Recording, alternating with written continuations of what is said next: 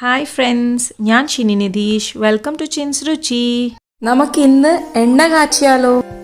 ഞാൻ ചെറുതാകുമ്പം തൊട്ട് എൻ്റെ അമ്മ ഉണ്ടാക്കിയിട്ട് കണ്ടിട്ടുള്ള ഒരു അടിപൊളി കാച്ചെണ്ണയാണിത്. ഇത് ശരിക്കും നമ്മളെ മുടി നല്ല ഹെൽത്തിയും ഹെയർ ഫോളൊക്കെ മാറ്റി നല്ല സ്ട്രോങ് ആക്കും.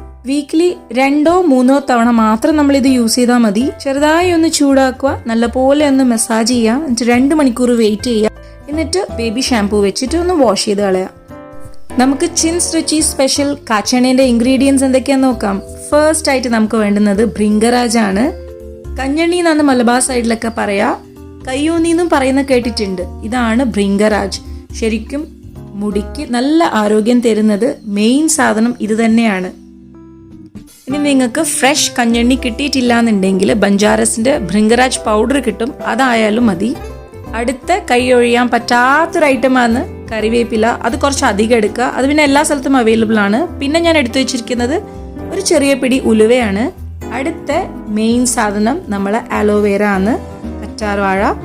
പിന്നെ ഒഴിച്ചുവിടാൻ പറ്റാത്ത മൂന്നാമത്തെ ഐറ്റം നെല്ലിക്കയാണ്. നെല്ലിക്ക ഇപ്പൊ ഫ്രഷ് ആയിട്ട് എനിക്ക് എവിടെയും കിട്ടിയില്ല, അതുകൊണ്ട് ഞാൻ ബഞ്ചാരസിന്റെ ആംല പൗഡറാണ് വാങ്ങിച്ചത്. ഇനി കാണിക്കാൻ പോകുന്നതൊക്കെ ഓപ്ഷണൽ ആണ്, വേണമെങ്കിൽ എടുക്കാം. കുറച്ച് വേപ്പില, നീം ലീവ്സ് എടുത്തിട്ടുണ്ട്. അതിന് പകരം നിങ്ങൾക്ക് പച്ചമഞ്ഞൾ ഒരു ചെറിയ പീസ് ആഡ് ചെയ്യാം. ആന്റിബയോട്ടിക് ആയതുകൊണ്ടാണ് അതെടുത്തത്. പിന്നെ ഞാൻ ഇപ്പൊ കാണിച്ചത് പനിക്കൂർക്കലയാണ്. പനിക്കൂർക്കല നിങ്ങളുടെ അടുത്ത് ഇല്ലെങ്കിൽ തുളസി ആഡ് ചെയ്യാം. കോൾഡ് പിടിക്കില്ല എന്നാ പറയാ തുളസിയോ അല്ലെങ്കിൽ പനിക്കൂർക്കലയോ ആഡ് ചെയ്താൽ. ഇത് കീഴാർ നെല്ലിയാണ്. കീഴാർ നെല്ലി നമ്മളെ മുടിക്ക് നല്ല ഉള്ളു തരും. അതേപോലെ തന്നെയാണ് ബ്രഹ്മി. ബ്രഹ്മി എൻ്റെ അടുത്ത് കുറച്ചേ ഉള്ളൂ, അതുകൊണ്ട് ഞാൻ അത് അത്രേ എടുത്തിട്ടുള്ളൂ. കീഴാർ നെല്ലി, ബ്രഹ്മി, നീം ലീവ്സ് ഇതൊക്കെ നമ്മളെ സ്കാൽപ്പ് നല്ല ഹെൽത്തി ആക്കും. ഇൻഫെക്ഷൻസ്, ഡാൻഡ്രഫ് ഇതൊക്കെ അകറ്റി നിർത്താനൊക്കെ നല്ലതാണ്. പിന്നെ 1 ലിറ്റർ വെളിച്ചെണ്ണ.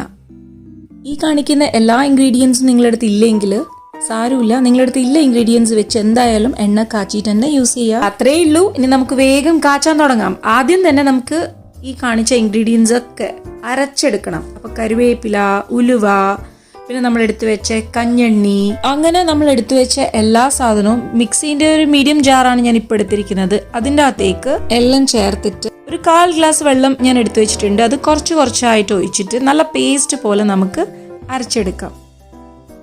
ഇപ്പൊ ഈ പേസ്റ്റ് ആക്കുന്നതിൻ്റെ അകത്ത് കറ്റാർവാഴ ഇടുന്നില്ല, അത് കട്ട് ചെയ്തിട്ട് നമ്മൾ ഡയറക്റ്റ് എണ്ണയിൽ ഇടുവാണ് ചെയ്യുക. അപ്പോൾ യെസ്, ഞാൻ എല്ലാം അരച്ചെടുത്തിട്ടുണ്ട്. ഈ ഒരു കൺസിസ്റ്റൻസിയിൽ കിട്ടിയാൽ മതി നമുക്ക്. ഒരു പഴയ പാൻ ഞാൻ സ്റ്റൗ ടോപ്പിൽ വെച്ചിട്ടുണ്ട്. ഇപ്പം ഗ്യാസ് കത്തിച്ചിട്ടില്ല. എടുത്തു വെച്ച 1 ലിറ്റർ വെളിച്ചെണ്ണയാണ് ഇത് ഒഴിച്ചു കൊടുക്കുന്നത്.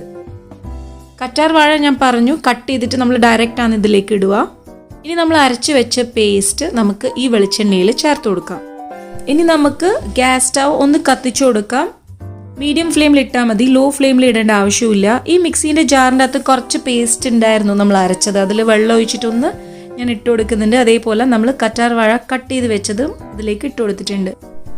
ഏകദേശം 35-40 മിനിറ്റോളം എടുക്കും നമ്മളെ ഈ എണ്ണ കാച്ചൽ പരിപാടി ഒന്ന് തീരാൻ വേണ്ടിയിട്ട്. ഇപ്പോൾ മീഡിയം ഫ്ലെയിമിൽ വെച്ചാൽ മതി. ഇനി കുറച്ച് തിളച്ച് കഴിഞ്ഞിട്ടാകുമ്പോൾ നമുക്ക് ലോ ഫ്ലെയിമിലേക്ക് മാറ്റാം. ഇനി നമുക്കിത് ലോ ഫ്ലെയിമിലേക്ക് മാറ്റാം. ഇനി നമ്മൾ ഇവിടെ തന്നെ നിൽക്കണം എന്നില്ല, 5 മിനിറ്റ് കൂടുമ്പോൾ വന്നിട്ട് ഒന്ന് ഇളക്കി കൊടുത്താൽ മതി. വേറെ എന്തെങ്കിലും ചെയ്യുന്നതിൻ്റെ ഇടയിൽ എണ്ണ കാച്ചൽ പരിപാടി ചെയ്യുന്നതായിരിക്കും എപ്പോഴും നല്ലത്. എന്തെന്ന് വെച്ചാൽ 3/4 മണിക്കൂറൊക്കെ നമുക്ക് ഇവിടെ തന്നെ നിന്നിട്ട് ചെയ്യാന്ന് പറയുന്നത് നടക്കുന്ന കാര്യമല്ല. അപ്പോൾ ലോ ഫ്ലെയിമിൽ ഇനി ഇട്ടിട്ട് നമുക്ക് ഇടയ്ക്കിടയ്ക്ക് വന്ന് ചെക്ക് ചെയ്യാം. ഇപ്പം ഏകദേശം 20 മിനിറ്റ് ആയിട്ടുണ്ട്. ഇനിയും ഏകദേശം 20 മിനിറ്റ് തന്നെ വേണം.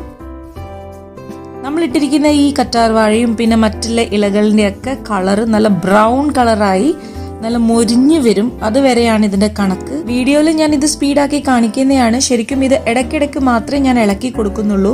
ഒരു 5 മിനിറ്റ് കൂടുമ്പോഴാണ് ഞാൻ ഇതൊന്ന് ഇളക്കി കൊടുക്കുന്നത്. എണ്ണേന്റെ കളർ ഇപ്പൊ നല്ല ഡാർക്ക് ഗ്രീൻ കളറായി. നമ്മൾ ഇട്ട് കൊടുത്ത കറ്റാർവാഴയൊക്കെ നല്ല ക്രിസ്പി ആയിട്ട് മൊരിഞ്ഞു വന്നിട്ടുണ്ട്. ഈ മേലെ കാണുന്ന ബബിൾസ് ഒക്കെ സ്റ്റോപ്പ് ആയി കഴിഞ്ഞാലാണ് നമ്മളെ എണ്ണ ശരിക്കും റെഡി ആയി കിട്ടുക. കണ്ടില്ലേ, ബബിൾസ് ഒക്കെ കുറഞ്ഞു വരുന്നുണ്ട്. ഇനിയിപ്പോൾ പെട്ടെന്ന് തന്നെ ആയിക്കോളും. ഇപ്പം ഏകദേശം 35 മിനിറ്റ് ആയിട്ടുണ്ട്. നമ്മൾ കാച്ചിയ എണ്ണ കറക്റ്റ് പരുവായിട്ടുണ്ട്. അത് ചെക്ക് ചെയ്യാൻ വേണ്ടിയിട്ട് ഒരു ചെറിയൊരു ടിപ്പ് ഉണ്ട്. കുറച്ച് ജീരകം എടുത്തിട്ട് എണ്ണയിൽ ഇട്ട് നോക്കുക. ജീരകം പൊട്ടിയിട്ട് ഇതേപോലെ പൊന്തി മേലേക്ക് വന്നാൽ അതിൻ്റെ അർത്ഥം നമ്മളെ എണ്ണ കാച്ചൽ പരിപാടി കഴിഞ്ഞു എന്നാണ്. അഥവാ ഇട്ടിട്ട് പൊന്തി വന്നിട്ടില്ലെങ്കിൽ കുറച്ച് സമയം കൂടി വെയിറ്റ് ചെയ്യണം. അപ്പം നമ്മൾ എണ്ണ കാച്ചൽ പരിപാടി അവസാനിച്ചു. ഇനി നമുക്ക് തണിയാൻ വേണ്ടി വെയിറ്റ് ചെയ്യാം. എണ്ണ ഇപ്പം നല്ലോണം തണിഞ്ഞിട്ടുണ്ട്. ശരിക്കും ഞാൻ രാവിലെയാണ് എണ്ണ കാച്ചിയത്, പിന്നെ അതങ്ങനെ വിട്ടു.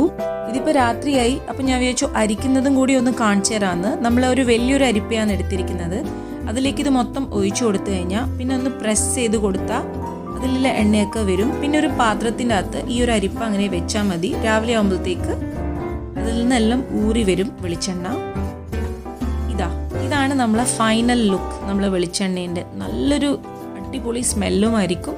നല്ല കളറാണ്, കണ്ടില്ലേ? നല്ല ഗ്രീൻ, ഡാർക്ക് ഗ്രീൻ കളർ. വീഡിയോയിൽ എങ്ങനെയാണെന്ന് എനിക്ക് അത്ര ഒരു ഇത് കാണുന്നില്ല. നല്ല ഡാർക്ക് ഗ്രീൻ ഷെയ്ഡിലാണ് നമുക്ക് എണ്ണ കിട്ടിയിരിക്കുന്നത്. അപ്പോൾ കാച്ചിയ എണ്ണ എല്ലാവരും ട്രൈ ചെയ്യുക. വീണ്ടും ഇൻട്രസ്റ്റിംഗ് ആയിട്ടുള്ള വീഡിയോ ആയിട്ട് വരുന്നതായിരിക്കും.